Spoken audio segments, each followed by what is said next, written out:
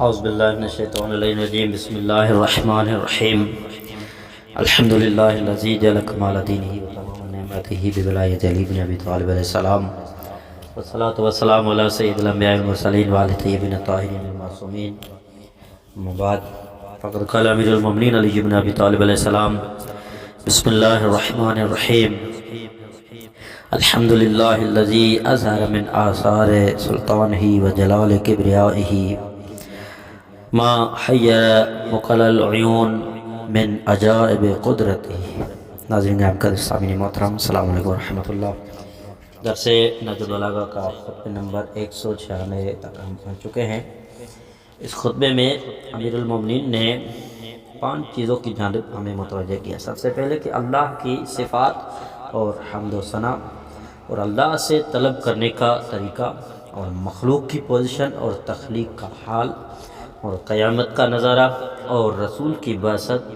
کے وقت دنیا کا حال۔ آئیے خطبے میں چلتے ہیں کہ مولا فرماتے ہیں تمام حمد و ثنا اس اللہ کے لیے شایان شان ہے جس نے اپنی سلطنت اور حکمرانی کے آثار سے اور بزرگی اور کبریائی کے رعب و جلال سے اور عجیب ترین قدرت کا مشاہدہ کرا کے اپنے وجود کو تسلیم کرایا اور آنکھوں کی پتلیوں کو حیران و ششندر چھوڑ دیا اور ان حیران کن تصورات و تفکرات سے انسانوں کے قلب و دماغ پر ہجوم رکھتے ہیں، لوگوں کو اپنی حقیقت معلوم کرنے اور پہچاننے سے روک دیا ہے۔ اور میں شہادت دیتا ہوں کہ اللہ کے سوا اور کوئی معبود نہیں ہے، ایسی شہادت دیتا ہوں کہ جو سر ایمان ہے، سارے یقین پر مبنی ہے اور خلوص کا نمونہ ہے اور اطاعت شعاری پر سپردگی کی شہادت ہے۔ اور میں شہادت دیتا ہوں کہ محمد صلی اللہ علیہ وآلہ وسلم اللہ کے بندے اور رسول ہیں۔ اللہ نے انہیں بھیجا تھا اس وقت رستگاری اور ہدایت کے تمام نشانات و پرچم بدل دیے گئے تھے اور دین کے طریقے اور راستے دھندلے کیے جا چکے تھے۔ چنانچہ حضور صلی اللہ علیہ وآلہ وسلم نے حق کو باطل کی آمیزش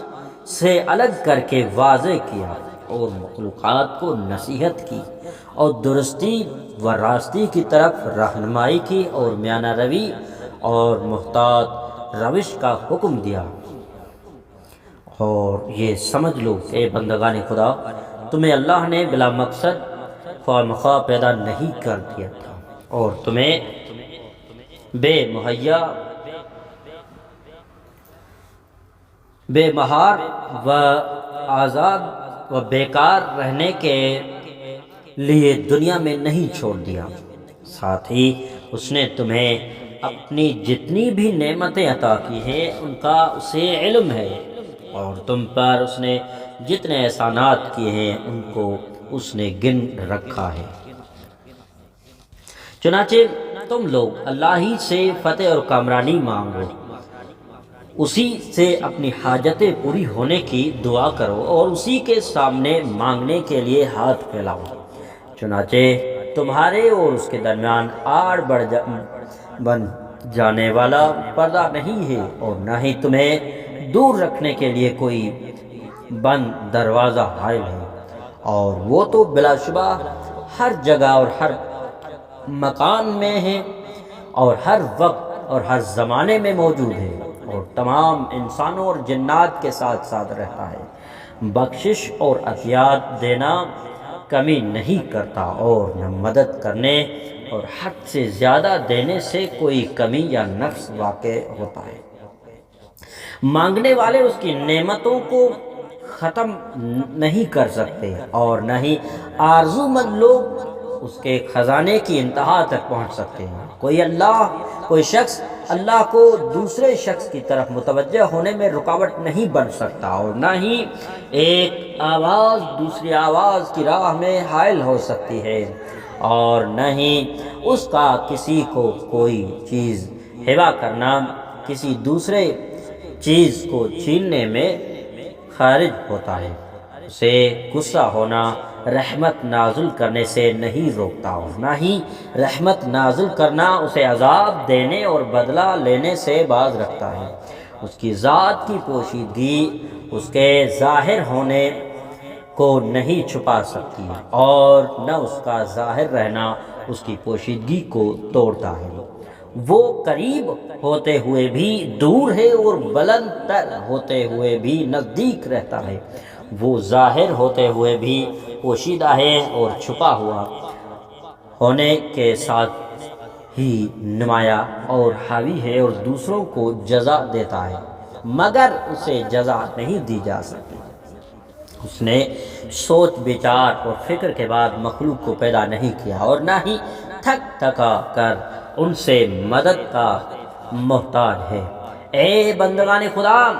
میں تمہیں اللہ کا تقوی اختیار کرنے کی وصیت کر رہا ہوں۔ یقیناً تقوی ہی پورے نظام کی لگام ہے، اور وہی دین کا قوام ہے۔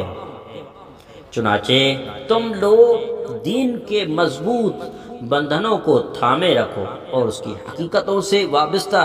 رہو، تاکہ وہ تمہیں سہولت اور آسائش کی دعوت گاہ تک لے جائیں اور تمہیں خوشحالی و آسودگی کے وطنوں میں پہنچا دے، اور محفوظ رکھنے والے قلعوں میں داخل کر دے، اور عزت و اکرام کی منزلوں میں جا اتارے۔ اس روز جس دن آنکھیں پھٹی رہ جائیں گی اور سارا جہان اندھیرے میں ڈوب جائے گا، اور 10 مہینے کے حمل والی اونٹنیاں بے قیمت معلوم ہوں گی، اور سور بجا دیا جائے گا، اور محفوظ رہنے والے جان بدن سے نگل جائے گی، زبان اور لب و لہجے میں بولنے کی سکت نہ رہے گی، اور بلند پہاڑ اور مضبوط چٹانیں ریزہ ریزہ ہو جائیں گی، اور سخت پتھر آپس میں ٹکرا ٹکرا کر چمکتے ہوئے سراب بن جائیں گے، اور آبادیاں اور بلند عمارتیں ہموار میدان بنا دی جائیں گی، اور اس حالت میں نہ کوئی شفاعت کرنے والا شفیع ہوگا، اور نہ کوئی بچا کرنے والا جگری دوست ہوگا، اور نہ کوئی عذرات پیش کرنا فائدہ دے گا۔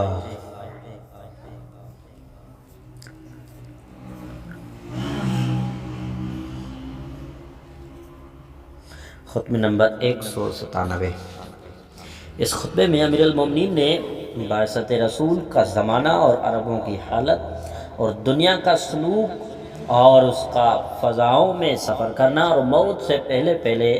عمل کر لینے کی تاکید بیان کی ہے۔ آئیے خطبے میں چلتے ہیں کہ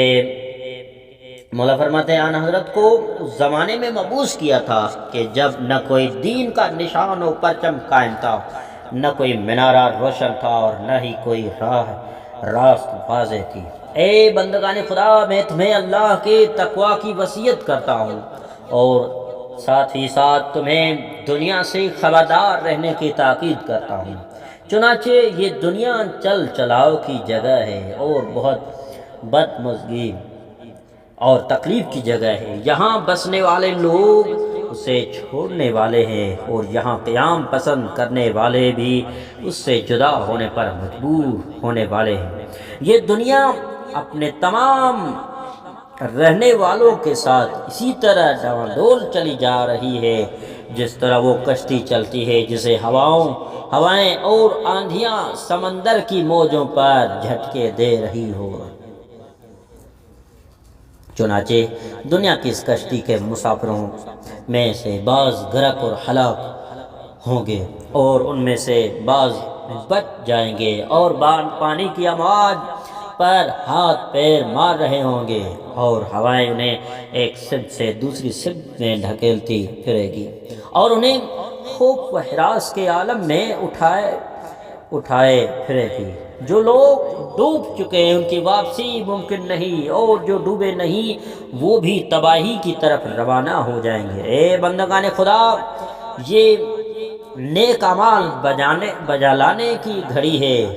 ابھی تمہاری زبان کھلی ہے اور تمہارے بدن تندرست ہے اور ہاتھوں پیروں میں کام کرنے کی قابلیت موجود ہے، تمہارے آنے جانے اور مواقع تلاش کرنے کا میدان کھلا اور کشادہ ہے،